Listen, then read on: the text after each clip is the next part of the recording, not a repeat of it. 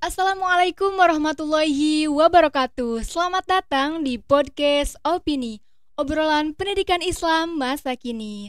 Halo sahabat-sahabat Opini, selamat menjalankan ibadah puasa Ramadan tahun 1445 Hijriah. Alhamdulillah kita masih diberikan kesempatan untuk melaksanakan ibadah puasa Ramadan pada tahun ini. Semoga kita selalu diberikan perlindungan oleh Allah Subhanahu wa taala dan selalu diberikan kelancaran dalam melaksanakan aktivitas. Amin amin ya Allah ya rabbal alamin. Sama saya adalah Zahara, mahasiswi dari Sekolah Tinggi Ilmu Tarbiyah Nahdlatul Ulama Al-Farabi Pangandaran. Pada podcast kali ini saya akan menyuguhkan beberapa informasi menarik dengan tema Islami. Baiklah, sekarang saya bersama narasumber kita, yaitu beliau merupakan mahasiswi dari Stitnu Al-Farabi Pangandaran. Bersama Kak Wulandari. Halo Kak Wulan. Halo. Biasa dipanggil Kak Wulan ya? Ya, Bagaimana nih kabarnya Kak? alhamdulillah baik. Puasanya lancar Kak? Semoga saja diberikan kelancaran. Alhamdulillah tidak ada halangan ya Kak. Ya. Alhamdulillah. Semoga selalu diberikan kelancaran ya Kak. Amin. Nah Kak, saya dengar-dengar nih Kak, katanya Kak Wulan ini kuliah sambil mondok ya? Iya, sambil mondok. Mondoknya di mana ya Kak? Masih dekat dengan area perkuliahan? Iya, masih dekat lumayan. Wah, Masya Allah sekali ya Kak Wulan ini bisa kuliah sambil mondok. Ya. Nah, saya penasaran nih, bagaimana sih Kak Wulan ini memanage waktu kuliah dengan banyaknya tugas yang numpuk gitu ya Kak, dan banyaknya juga kegiatan yang lain, dan juga kegiatan Kakak di pondok pesantren. Boleh ceritakan sedikit Kak? Jujur saja, kalau untuk memanage waktu saya sedikit mengalami kesulitan, tapi saya mengusahakan agar menyeimbangkan antara kegiatan di pondok pesantren dengan di kampus. Untuk tugas sendiri, biasanya saya kerjakan di saat kegiatan di pondok pesantren sudah selesai, baru saya mengerjakan tugas dari kampus. Wah, sangat Masya Allah sekali ya Kak Wulan ini bisa dibilang sangat baik gitu ya memanage waktu antara perkuliahan dan juga di pondok. Amin, Semoga semoga tetap saja. diberikan kelancaran ya Kak dalam Ya, melaksanakan amin. aktivitasnya. Dan Kak Wulan ini mohon maaf nih sebelumnya. Kak Wulan ini di Stitnu masuk jurusan manajemen pendidikan Islam ya, dan Iya. masuk semester 4 ya Kak? Ya, sudah mau masuk semester Wah, 4. Masya Allah sekali ya Kak. Dan Kak Wulan ini kan sudah masuk semester 4 nih ya Kak. Tentunya sudah banyak karya tulis yang Kak Wulan buat ya. Enggak banyak juga sih, tapi Ya, ada ya lah. ada gitu. Dan salah satunya saya tahu nih Kak, salah satu karya tulis Kak Wulan yang berjudul Pendidikan Karakter sebagai Solusi untuk Mencegah Runtuhnya Moral Mahasiswa. Ya. Sangat menarik sekali nih Kak judulnya. Saya mulai penasaran lagi nih. Saya mau tahu apa sih inspirasi Kak Wulan membuat karya tulis dengan judul tersebut Kak? Jadi kan saat ini mahasiswa sedang dihadapkan pada permasalahan yang cukup serius, yakni krisis moral yang disebabkan oleh perkembangan zaman ya, terutama di zaman sekarang yang serba digital. Jadi budaya-budaya asing itu dengan mudahnya masuk ke Indonesia. Terbawa arus ya Kak, Iya. termasuk generasi muda saat ini. Iya. Jadi mengalami krisis moral. Ya, krisis moral tersebut seperti pergaulan bebas, kenakalan remaja, kekerasan, pembulian, bahkan hingga penyalahgunaan narkoba itu. Wah, itu patut harus dipantengin terus ya Iya. Kak. Itu perlunya pendidikan karakter. Iya, di Makanya sini. Kak Wulan membuat karya tulis yang judulnya tentang pendidikan karakter. Ya, untuk menghindari krisis moral tersebut. Lebih ke sebagai perisai gitu bagi mahasiswa untuk menghadapi perkembangan zaman saat ini. Iya, seperti itu. Seperti yang sudah Kak Wulan paparkan nih Kak tadi mengenai judul Kak Wulan tentang pendidikan karakter. Menurut Kak Wulan, apa sih permasalahan utama penyebab terjadinya krisis moral yang menimpa generasi muda saat ini, Kak? Ya.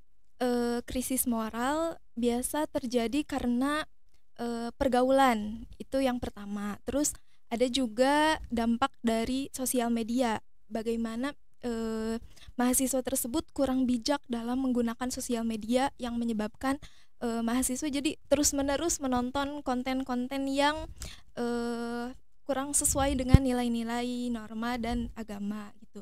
Terus ada juga kurangnya perhatian dan arahan dari orang tua. Jadi mahasiswa kurang mendapatkan nasihat-nasihat dari orang tua terhadap perilaku dan sikapnya gitu. Apakah sudah sesuai dengan nilai-nilai norma dan agama atau tidak gitu. Selain itu juga lingkungan sekitar juga sangat mempengaruhi pembentukan karakter dari mahasiswa itu sendiri. Jadi sangat pentingnya pendekatan dengan keluarga, dengan Iya. pendekatan dengan sosial yang lainnya juga masyarakat ya Kak. Iya.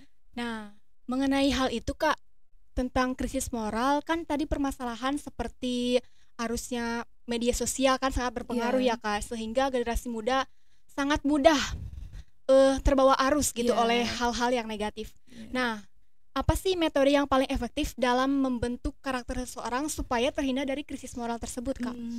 Mungkin metode yang bisa digunakan ialah metode pendekatan nasihat. Bisa dilakukan oleh orang-orang terdekat yang dekat di hati dengan mahasiswa tersebut, atau mungkin dari para pendidik ya di kampus yang bisa memberikan masukan atau arahan kepada mahasiswa agar berperilaku sesuai dengan ajaran dan norma-norma yang berlaku. Harus dengan orang yang terdekat ya, Kak? Karena saya sendiri sih juga merasakan ya, Kak, kalau Iya. orang itu tidak dekat dengan saya, apalagi tidak disegani, tetap melawan gitu ya, Kak, Iya, terkadang. harus dari orang-orang yang disegani mungkin ya. Iya, dan mengenai hal itu, Kak, nah perlunya ada penguatan nih, Kak. Nah, bagaimana sih cara untuk memperkuat nilai-nilai karakter dan moral pada mahasiswa termasuk generasi muda saat ini, Kak? Ya, dilakukan dengan cara pembiasaan ya. Jadi menanamkan nilai-nilai yang baik seperti nilai kejujuran, disiplin, toleransi, tolong menolong, membantu satu sama lain, yang bisa membentuk karakter mahasiswa yang berakhlakul karimah. Tuh. Jadi sangat penting ya Kak pendidikan karakter itu Iya. untuk menghindari krisis moral tersebut. Nah, mengenai hal itu nih Kak, perlu adanya pendidikan karakter ya kan Kak, seperti yang sudah Kaulan tadi paparkan. Mengapa sih perlu adanya pendidikan karakter gitu Kak bagi generasi muda saat ini khususnya? Iya, jadi pendidikan karakter itu sangat penting untuk ditanamkan pada diri mahasiswa. Pendidikan karakter berfungsi sebagai benteng atau perisai bagi mahasiswa dalam menghadapi perkembangan zaman saat ini. Tadi kan Kaulan sebutkan bahwa adanya krisis moral perlu adanya pendekatan dengan keluarga dan masyarakat Iya. sekitar. Nah, apa sih Kak yang harus dilakukan keluarga agar dapat merubah karakter mahasiswa yang kurang baik? Jadi keluarga itu berperan penting gitu dalam pembentukan karakter mahasiswa, karena keluarga merupakan pilar utama ya, apalagi orang tua. Jadi orang tua harus bisa mengarahkan, memberikan nasihat, memberikan masukan terhadap anaknya agar bisa berperilaku yang baik yang bisa membentuk karakternya. Nah, iya betul sekali. Jadi sangat penting gitu ya Kak peran keluarga. Iya. Tentang yang tadi Kaulan sebutkan bahwa harus memberikan nasihat kepada anak. Tapi kan ada nih Kak anak yang menyelewang gitu gak nurut sama orang tuanya, susah diatur. Nah, itu gimana sih Kak cara mengatasinya supaya anak tersebut luluh kembali gitu dengan nasihat dari orang tuanya? Untuk meluluhkan kembali agar anak mau dinasehati. Iya, contohnya orang tua itu harus sabar Iya. dengan sikap anak yang gini. Jadi misalkan kalau anak melawan, peran orang tua itu, sikap orang tua itu harus lebih bijak ya Kak tentunya. Ya, harus lebih bijak, sabar tapi juga harus tegas gitu. Jadi kan ada juga orang tua yang terlalu membiarkan anaknya berperilaku sesukanya gitu. Iya, Itu jadi perlu seharusnya iya. diimbangi lagi ya Kak, perlu diperhatikan kembali. Nah, di luar hal itu selain dari faktor keluarga, di lingkup kampus nih Kak, apakah dosen juga berpengaruh dalam pembentukan karakter mahasiswa di lingkungan kampus? Ya, para dosen juga berperan aktif gitu ya dalam membantu pembentukan karakter mahasiswa, karena selain mengajar, dosen juga harus bisa membimbing mahasiswa ke arah yang lebih baik. Selain itu, dosen dan juga sivitas akademik yang lainnya juga berperan sebagai figur atau memberikan keteladanan yang baik yang bisa ditiru oleh mahasiswa. Nah, baiklah. Jadi setelah yang tadi Kaulan paparkan bahwa pentingnya pendidikan karakter untuk menghindari dari krisis moral mahasiswa termasuk Iya. generasi muda saat ini ya Kak. Iya. Setelah yang tadi sudah Kaulan paparkan bahwa pentingnya pendidikan karakter ya Kak, tentunya Iya. itu menuju ke attitude yang Iya, baik ya attitude. Kak.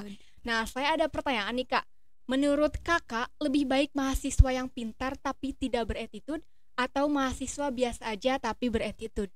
Ya, kalau untuk itu eh, ada pepatah yang mengatakan bahwa al-adab fauqal ilmi. Jadi adab itu lebih tinggi derajatnya daripada ilmu. Jadi lebih baik beradab daripada berilmu tapi tidak Tidak beradab. iya. Jadi sangat penting ya kak attitude yang baik. Percuma Iya. aja ya kak kalau jabatannya tinggi tapi Iya. attitude-nya Iya. kurang baik. Jadi Iya. mending orang yang biasa aja tapi attitude-nya sangat baik. Lebih Iya. bisa lebih dihargai orang Iya. gitu ya kak kalau Orang kita lebih ingin menghargai kalau misalkan Kita- kita memiliki attitude yang baik Iya. daripada kita memiliki ilmu tapi tidak beretitude, apalagi tidak menghargai orang lain. Iya betul sekali ya. Baiklah, itulah beberapa pemaparan dari Kak Wulandari mengenai pendidikan karakter untuk mencegah Krisis krisis moral pada generasi muda saat ini. khususnya mahasiswa. Iya, terima kasih Kak Ulan sudah menyempatkan waktunya untuk mengisi podcast pada kali ini. Semoga ilmunya bermanfaat ya Kak, terkhusus untuk sahabat-sahabat opini yang sedang menonton pada podcast kali ini. Sampai jumpa di podcast selanjutnya. Wassalamualaikum warahmatullahi wabarakatuh.